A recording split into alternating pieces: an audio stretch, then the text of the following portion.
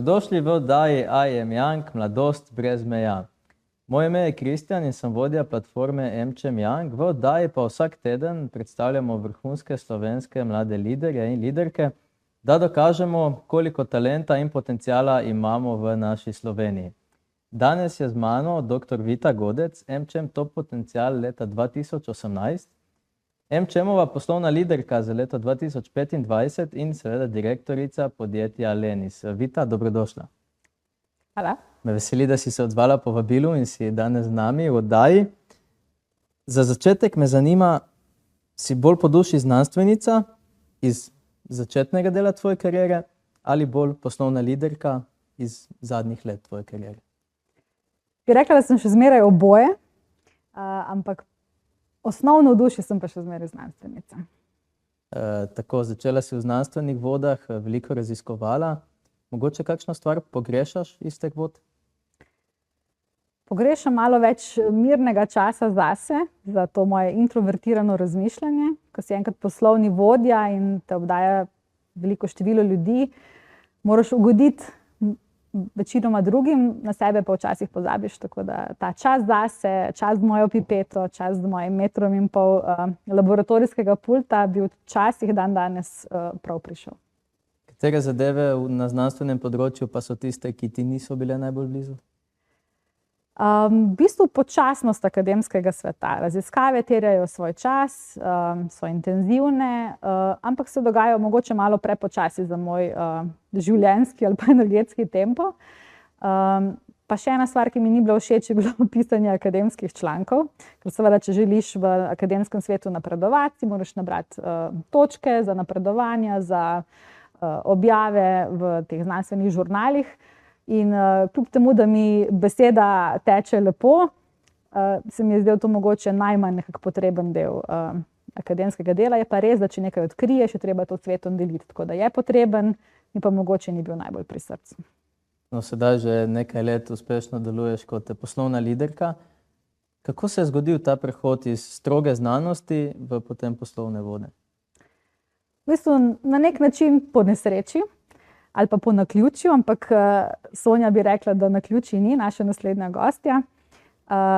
Ko sem delala v Veliki Britaniji na svojem podoktorskem študiju, so me vključili tudi na en industrijski projekt z eno farmacevtsko firmo in sem videla potem ta tempo, to akcijo, to projektno vodenje in me je kar potegnilo, tako da ko sem bila headhuntana v neki fazi nazaj v Slovenijo, v Sandoz, sem rekla, no pa poglejmo, kaj nam ponuja industrija in mi je bilo zelo všeč. Super. Zdaj tvoji dosežki v leadershipu govorijo zase, kot sem omenil, si bila MČM-ova poslovna liderka, pa še kar nekaj drugih nagrad si prejela. Kaj, če izvzamemo te nagrade, šteje za tvoje največje dosežke v karieri? Moj največji dosežek v bistvu je, da sem se naučila dobro delati z ljudmi. Da ljudmi, s katerimi se obkrožam, in tudi tisti, ki sem jih dobila nekako s tem, ko sem prevzela vodenje tega podjetja, radi delamo skupaj, radi pridemo v službo, izjemno sodelujemo, veliko več sodelujemo, kot tekmujemo. In v takem okolju se potem lahko zgodijo izjemni projekti, izjemna kreativnost, izjemni rezultati. Imaš kakšen nasvet, kako se priučiti dela z ljudmi? Skozi prakso je najenostavneje. Seveda je treba veliko brati, se o tem izobraževati preko coachinga, preko mentorstva. Danes so te informacije res veliko več na voljo, kot so bile 10, 15, 20 let nazaj. In mislim, da mladi imajo vso možnost to izkoristiti in tudi morajo to izkoristiti, ker to so neke veščine, ki nam jih v šoli ali pa na fakulteti v bistvu niso dali. In so pa zelo pomembne zato, da si pri delu uspešen in da lahko delaš znotraj oddelka, med oddelki, podjetja med seboj. Ja. Jemlješ morda tudi iz zasebnega življenja kakšne lekcije, ki ti koristijo na poslovni poti? Absolutno. Moji možgani nikoli ne ugasnejo, tako da ko gledam kakšen film, nadaljevanko, ko poslušam glasbo, ko se pogovarjam z otroki, ko se vozim po cesti, ko sem v trgovini, vse skozi nekako vlečem neke informacije, tako znanstveni pristop, da rečem, in potem to, kar vidim in to, kar se vsega tega naučim, poskušam praktično implementirati potem tudi pri vodenju, pri delu v podjetju s sodelavci. Z gostjo v eni izmed prejšnjih oddaj, Urško Kajtner, smo se pogovarjali o tem, ali je mogoče z 8 urami dela na dan in potem sklopiti računalnik, postati top poslovni liderka. Kakšen je tvoj pogled? Veseli, da si me to vprašal, ker mladina danes mogoče misli, da je dovolj, da delaš smart, torej work smart, not hard. Jaz pa mislim, da je vseeno potrebno oboje. If you wanna get ahead. Se pravi, če hočeš biti boljši, hitrejši, uspešnejši. Tako da work-life balance je izjemno pomemben, ampak v neki fazi je treba spustiti neke standarde, kaj danes pričakujemo. Ni to vedno realistično, si je pa treba mogoče v toku tedna ali pa v toku meseca to delo in privat življenje bolj smotrno razporediti. Moramo pa biti pripravljeni, vseeno mislim, tudi kakšen dan potegniti, pritisniti, kadar je rukar, kadar je nuja. V dobri ekipi in kjer so dobri odnosi, bo vsak pripravljen stopiti in narediti kakšno uro več ali pa kakšen vikend, če je potrebno. Ni pa seveda in naloga vodje je, da organizira delo tako, da ima dovolj virov, da to ni konstantno, ker tako pa ljudi skurimo lahko zelo hitro. Svoj vodstveni razvoj si veliko vlagala tudi skozi razne izobraževanja, programe, MBA, MČM-ove, Young programe. Katere so 3 ključne lekcije, ki si jih vzela tekom vseh teh izobraževanj? Dobro vprašanje. Takole bi rekla, iz MBA-ja, ki sem ga delala na poslovni šoli IEDC na Bledu, ki je zelo, bi rekla, ne fokusirana samo na ta hard del vodenja, na hard skills, ampak tudi na soft skills, sem vzela predvsem vedenje o tem, kako zgraditi dobro ekipo. In to je, da morajo vse potrebne neke veščine v ekipi biti. Če jih ni, se moraš potruditi in jih začasno pokrivati, dokler nekega človeka, ki bi to veščino lahko prinesel v ekipo, ne dobiš ali pa ne zaposliš ali pa ne izučiš. Ker so te res raznolike, raznovrstne ekipe veliko boljše kot tiste, kjer ti vsi samo kimajo pa se strinjajo s tabo. To je recimo stvar, ki sem se naučila na MBA-ju. Od naših Young Professionals delavnic mi je najbolj ostala v spominu. V bistvu sta mi ostali 2. Ena je bila Martina Mrslavič in kako se predstaviti, kako dobro komunicirati. In sem zelo zrasla v bistvu od takrat, ampak sem vzela njene nasvete in tudi kasneje smo jo v podjetju v bistvu angažirali, da je tudi naše zaposlene učila o tem in je bilo to zelo, zelo koristno. Druga delavnica Young Professionals pa je bil gospod, ki nas je učil pogajanja, Erwin Pfeiffer. In jaz vem, da v pogajanjih takrat nisem bila najboljša, sem se pa takrat zelo veliko potrudila, da sem se izboljšala. Naredila sem tudi en HBR kurs online na temo pogajanj. Pač vsi imamo neke šibke točke in potrebno je samo delati na njih in se izboljšati. Zdaj v podjetju Leni si v različnih vlogah že več kot 10 let, če moji podatki držijo. Držijo. Kako se tekom napredovanja spreminjajo tvoje odgovornosti, zadolžitve, mogoče tudi stres? Zelo. Jaz sem začela kot projektni vodja, nekaj časa sem delovala v business developmentu, kasneje sem prevzela vodenje vseh operacij oziroma kot nek tehnični oziroma operativni direktor. V zadnjih 4 letih pa kot direktorica podjetja sem v bistvu odgovorna za vse in to za sabo potegne seveda nivo stresa, nivo odločanja oziroma višje, ko si v tej verigi, več odločitev je potrebno vsak dan sprejeti. In temu se moraš tako osebnostno kot intelektualno prilagoditi. In rasti v bistvu skozi ta proces. 10 let ni kratka doba oziroma 11. Mislim, da sem ogromno znala, da sem se ogromno naučila. In meni v bistvu žene to, da se vsak dan nekaj novega naučim. Tako da meni te spremembe in učenje ne predstavljajo problema, ampak me v bistvu vsak dan ženejo, da se zbudim in rečem, kaj se bom naučila danes. Kako si pa kot mlada liderka uspela doseči, da ti zaposleni zaupajo? To je zelo dobro vprašanje, ker imam tudi trenutno pri eni svoji zaposleni ta izziv, kako biti dober vodja, tudi če nisi nekomu neposredno nadrejen. Torej, dober lider se po moje izkaže, tudi če je samo projekten vodja in nima neke direktne povezave v organigramu z ostalimi zaposlenimi, da bi mu poročali oziroma da bi imel z njimi letne razgovore. Po mojem mnenju je dober vodja tisti, za katerim bodo ljudje šli, ne glede na njegov naziv ali njen naziv, ne glede na, ne vem, plačo, kako je oblečen, ampak nekdo, ki potegne za sabo ljudi, da mu sledijo. In to do določene mere ljudje imamo v sebi ali pa nimamo. In ne glede na to, da si v eni ali drugi skupini, se mi zdi, da se da še bistveno izboljšati in delati na tem. Tako da treba je prepoznati svoje šibkosti, svoje prednosti in delati na obeh. Vita, najlepša hvala za enkrat. Se vrnemo po oglasih.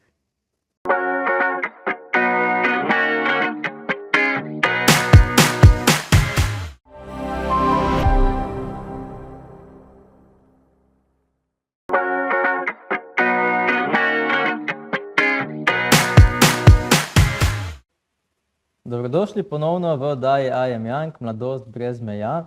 V prvem delu oddaje je bila z mano dr. Vita Godec, ki je seveda še vedno v moji družbi, je pa s seboj pripeljala eno posebno gostjo, zato bom besedo kar predal Viti, da nam pove, koga je pripeljala v oddajo. Mano je Sonja Klopčič, pa bom začela s tem, da je moja coachinja. Ampak zgodovinsko, če se vrnemo nazaj, je to že 8 let, kar sva se spoznali, bilo je leta 2018. Ti si me verjetno z občinstva spremljala na dogodku Top Potential of the Year, kjer sem v tej 8. generaciji pač zmagala. In po tem dogodku sem dobila od Dejana Turka v dar, ko sem bila še na odru, s tistimi rožami in skipcem in z vsem, tvojo knjigo, tvojo prvo knjigo, rdečo, jaz jih po barvah, rdeča, modra, vijolična. In jaz sem tisto knjigo v vikendu za tem eventom prebrala na dah, dobesedno. Polovico v enem dnevu in polovico v drugem dnevu. Sem rekla, kdo je ta ženska? Kakšna iskrena knjiga o tvoji poti voditeljstva, kaj si uspela narediti in kako odkrito govoriš tudi o neuspehu v tej knjigi. Za mene je bilo to wow. In po sliki na tej knjigi in se spomnim teh tvojih kodrov in tvoje malo drugačne frizure, kot je danes, malo bolj oranžkasto rdeče. Tako, če bom kdaj to žensko videla, moram jo podsukati za rokav. In kot introvert sem se mogla zelo prisiliti, ampak na enem drugem eventu sem jo podsukala za rokav. Sem rekla, vi ste Sonja Klopčič, jaz imam vašo knjigo, to je najboljša knjiga. In tako se je najna zgodba in poznanstvo začelo. Je pa še veliko, kar bomo verjetno med pogovorom odkrili, kaj se je zgodilo med danes in 2018. Vita, hvala lepa za tako lepo predstavitev. Nisem pričakovala. Sonja, dobrodošli. Me veseli, da ste se odzvali Vitinem povabilu in da ste danes z nami. Vi se že res dolga leta ukvarjate s sodobnim voditeljstvom. Kako pa naj bi to izgledalo dan danes? Ja, današnji svet s tem svojim tempom, z nepredvidljivostjo, z umetno inteligenco nas res postavlja čist pred nove izzive in to pomeni tudi čist drugačne izzive za voditeljstvo. Kar pomeni, da se voditeljstvo premika od tega, kar smo včasih rekli, ja, en človek na vrhu mora poznati vse odgovore. Ne, voditeljstvo je zdaj sposobnost organizacije, kako zna zaznati, kaj se dogaja in se zna temu primerno odzvati. In zato se voditeljstvo spreminja tudi v vlogi na način, da je to prehod iz nekoga, ki vodi, v nekoga, ki drži prostor. Zato, da več ljudi vključuje, več različnih pogledov, da se odločitve bistveno hitreje lahko sprejemajo, ker je svet bistveno hitrejši. Tako da voditeljstvo se zdaj spreminja na način, da zelo uvaja tudi sistemski jezik, da zelo razmišlja o odnosih, da razume organizacijo kot živ organizem, ne pa kot neko fiksno strukturo, ampak kot živ organizem, ki zna zaznavati, kaj se dogaja v okolju in se temu primerno odzivati. In seveda to pomeni tudi, da se voditelji morajo zelo, zelo temu prilagoditi. Da tisto, kar je včasih veljalo, da moraš poznati vse odgovore, je zdaj bolj primerno, da znaš postavljati prava vprašanja, s katerimi izzivaš, s katerimi znaš potem kreirati to kolektivno modrost. Zelo zanimivo, Vita, glede na to, da je Sonja tvoja coachinja, poskušaš to implementirati v praksi, si predstavljam? Poskušam, ne samo ta organizacijski del oziroma vodenje ljudi. Ena pomembnih stvari, od katerih sva se pogovarjali, je bilo tudi vodenje sebe. Nekaj, na kar na začetku nisem dala preveč pozornosti, pa sem ugotovila, da je izjemno pomembno na voditeljski poti.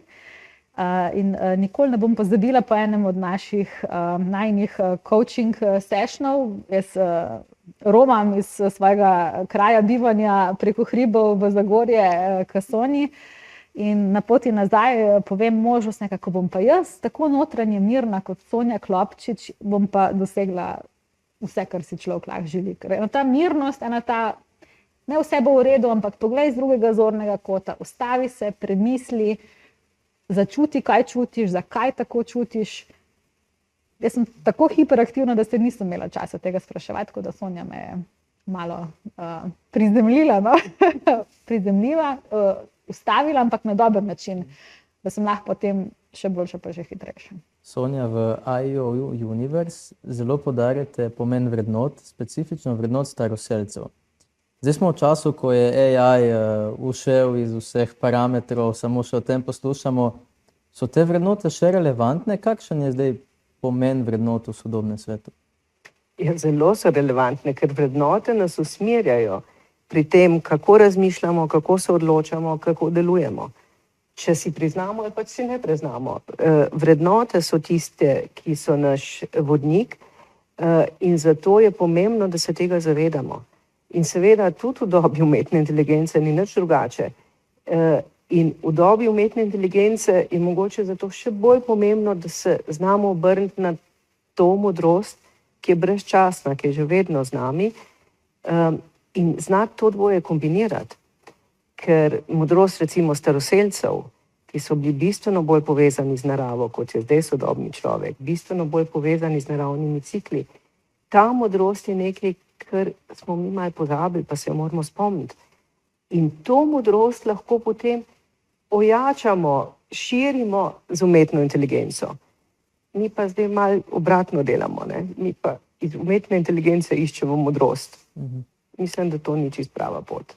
Pa bi se dalo opredeliti recimo nekaj vrednot, ki so najbolj značilne za starejšo generacijo liderjev, pa nekaj vrednot, ki so za generacije, ki zdaj prihajajo v liderske vloge? Ja, starejša generacija liderjev je še vedno večinoma pod temi vrednotami. Ja, jaz moram razumeti, jaz moram vedeti, jaz sem tisti, ki odloča. Ne?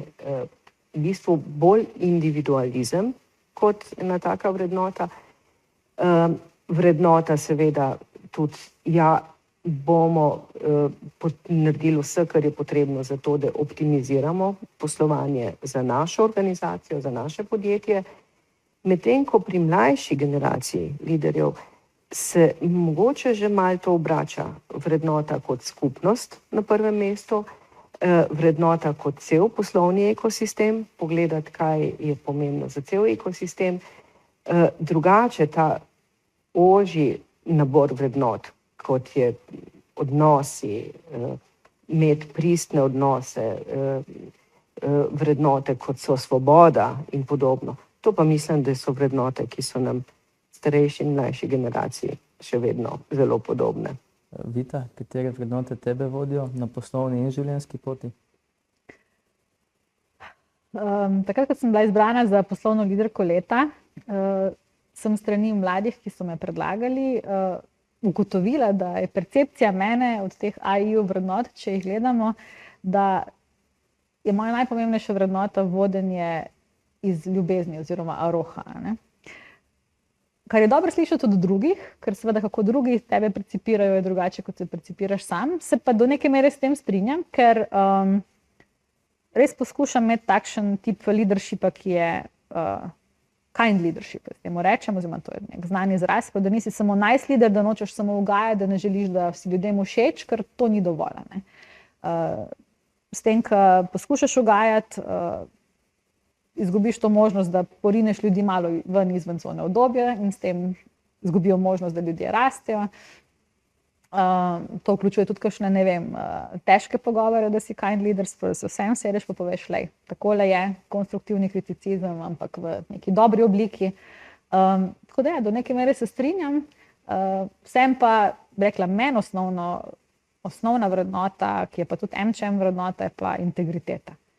Ker jaz sem zelo odkrita, direktna, včasih preveč, prehitra ampak nosim srce na rokavu, kakršenkoli že izraz. Povem, kar mislim iz nekih dobrih vzgibov, ker ne želim neke politike, nekega govorjenja za vogali in za mene integriteta. Čim to izgubim v odnosu z nekom, zelo težko pridem nazaj, da lahko s tako osebo delam ali pa tudi sodelujem izven poslovnega sveta. Meni ogromno pomeni. Sonja, če se dotakneva še vaše kariere, pa če greva čisto proti začetkom, delali ste v eni prvih računalniških firm v Sloveniji. Kakšni so bili takrat neki tehnološki izzivi, s katerimi ste se spopadali? Ja, to je zdaj res prav zanimivo spomniti se nazaj, ker mi smo podjetje ustanavljali še v času Jugoslavije, ki se še ni dal ustanoviti podjetja, ker smo živeli v drugačnem družbenem sistemu, ampak smo se znašli na nek način. In to je bil čas, ko so na trg prišli prvi osebni računalniki. In to je bil prehod iz velikih sistemov, iz mainframov do osebnih računalnikov, ki so bili dosegljivi vsakomur. Zdaj si tega sploh ne znamo več predstavljati, ker je to pač normalno. Takrat pa ni bilo. In je bilo potrebno ljudi pripraviti na to dobo. Tako da mi smo v okviru tega računalniškega podjetja najprej začeli z izobraževanjem, ker smo videli, da je treba ljudem pokazati, kaj vse je možno zdaj narediti. In to je potem odpiralo nova obzorja. Najlepša hvala, Sonja in Vita, za enkrat. Se vrnemo takoj po oglasih.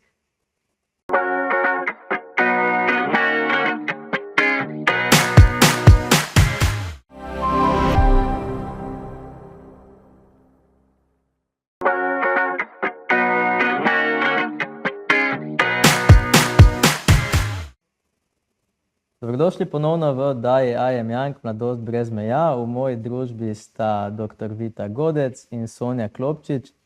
Preden smo odšli na predah, smo govorili o tem, da ste delovali v enem prvih računalniških podjetjih v Sloveniji. Pa me zato zanima, kot vodja takrat, kako ste poskrbeli, da ste bili ob hitrem tehnološkem napredku relativno v koraku s časom vi, pa tudi vaši zaposleni? Ja, to je bilo res zanimivo obdobje.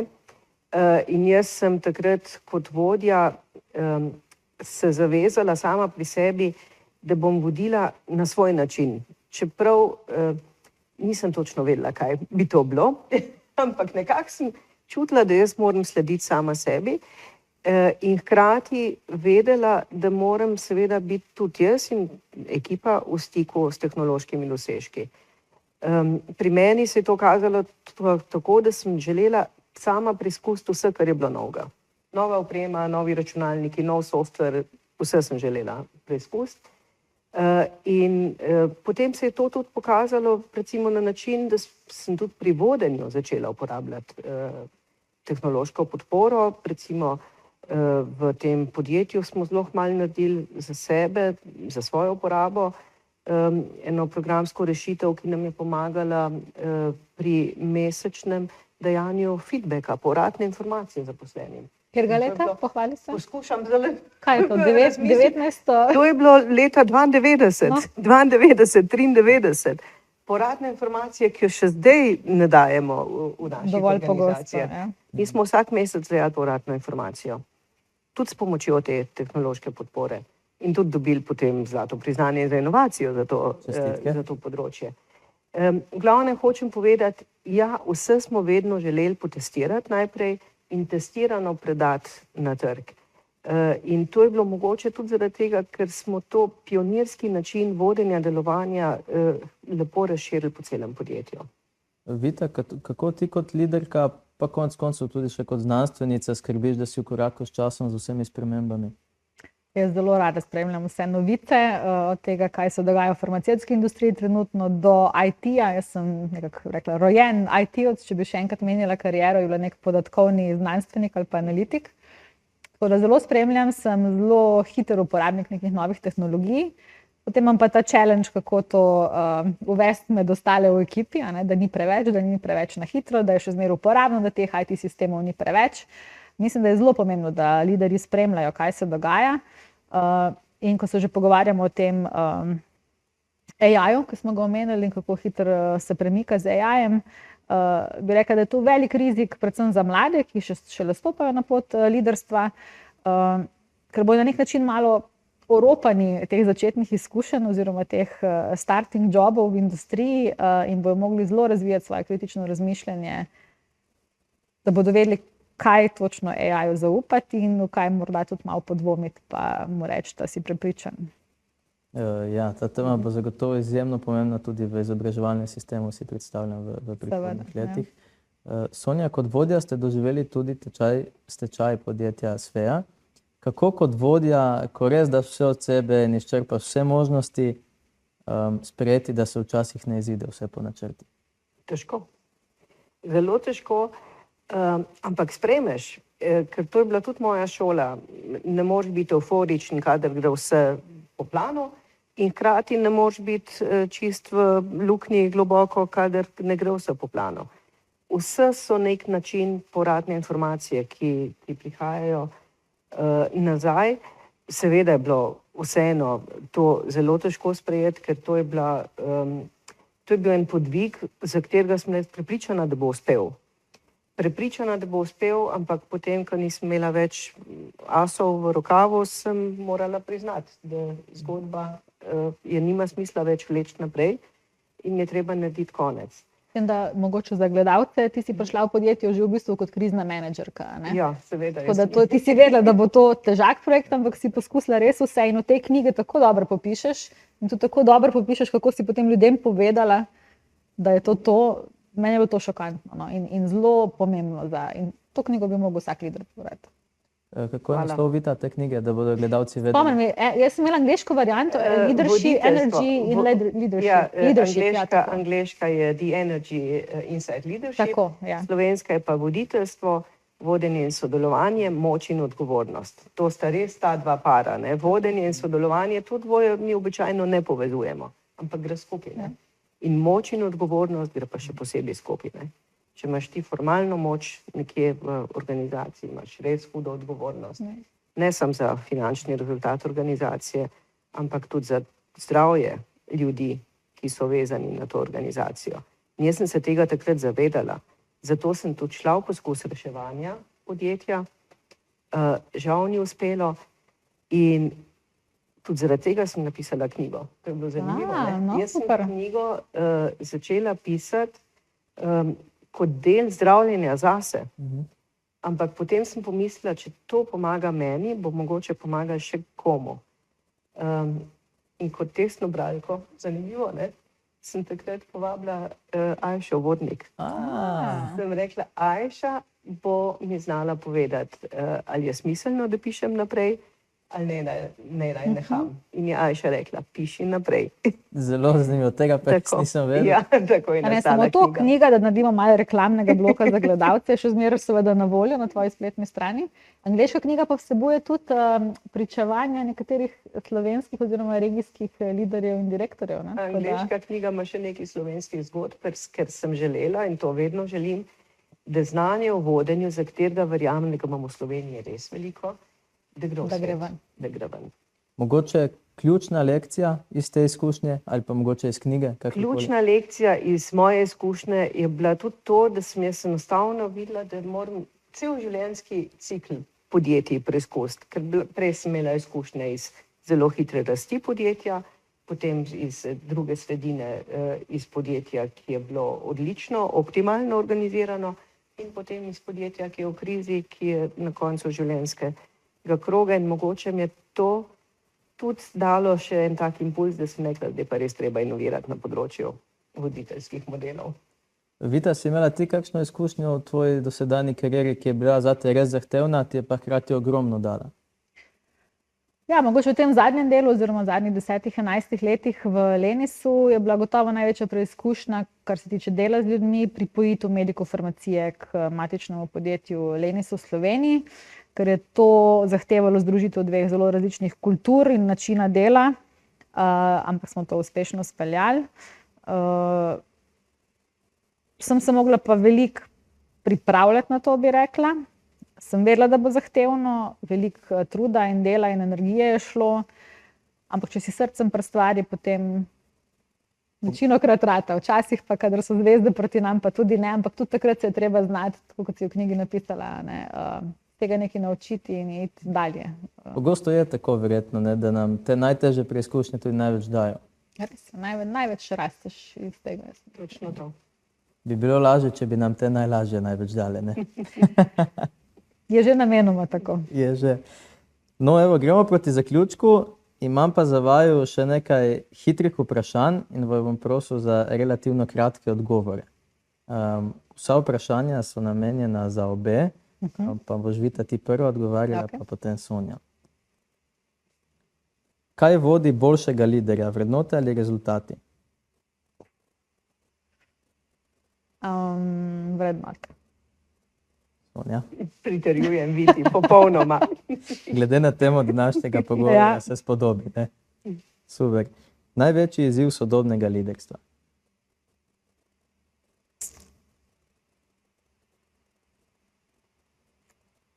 Vpliv tehnologije na odnose v ekipi. Sonja. Pri meni pa spustiti to prepričanje, da si res odgovoren za vse. Ker to vodi, čedalje več liderjev vidim v izgorelost. Ena vrednota, ki je noben lider ne sme izgubiti. Integriteta. Ja, celostnost. Pa sva zelo podobno. Ja. Networking, nujna stvar ali precenjena stvar? Nujna stvar in tudi, če nisi dober v njej, go and learn it. Sonja. Ja, mreže so tiste, na katere se lahko obrnemo. Nujna stvar. Najljubši način sprostitve? Spanje. Super. Pri meni gost. Česa danes najbolj manjka v družbi?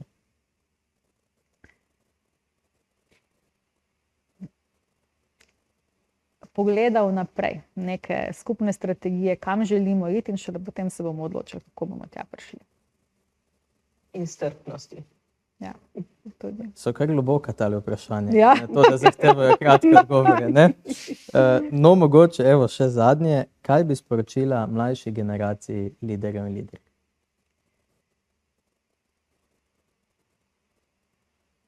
Mogoče, če se vrnemo na to, kar smo omenili prej, seveda je dan zelo pomembno razmerje med osebnostjo in energijo in časom, ki ga puščamo v svoji karieri in tem, kar si želimo zase zasebno, v sklopu družine, v sklopu naših hobijev. Ampak vendar mislim, da ta balans ne gre nujno, mislim, gre v pravo smer, ampak je šel mogoče v en drug ekstrem in da se bo ustavilo nekje vmes. In en najboljših nasvetov, ki sem ga dobila od Boga Semeta, je bil, da je naše življenje kot trikotnik, ne, ti si v sredini, eno je tvoj službeni oziroma karierni jaz, potem je tukaj tvoja družina in v tretjem delu tega trikotnika so tvoji drugi hobiji in stvari, ki te veselijo. In da naše življenje v nobenem trenutku, posamičnem trenutku, torej dnevu, uri, ni enakostranični trikotnik. Ne? Kot znanstvenici je to čisto matematično lepo popisali in jaz se trudim, da je v teku tedna ali pa meseca čim bolj enakostranični, se pa zavedam, da kadar pa ni, je treba malo pritisniti na eno stran, včasih malo pritisniti na drugo, včasih malo na tretjo. Ampak da to ravnovesje mora biti čez neko srednje časovno obdobje, da na dnevni ravni se pa ne smemo kriviti, da smo več nekje en dan, več nekje drug dan, ker na koncu se zgliha, če povemo po domače. Super, Vita, hvala za to si bom zapomnil, zagotovo. Sonja, še vaš nasvet za mlade? Jaz bom pa dala pol notranji trikotnik, če si ti v No, zunanjem prosim, govorila. prosim. Aktivirajte razum, srce in voljo. Najlepša hvala obema, mi je bilo v veliko veselje in seveda tudi v čast. Dragi gledalke in gledalci, mi se pa vidimo naslednji teden. Do takrat pa bodite dobro in se vidimo.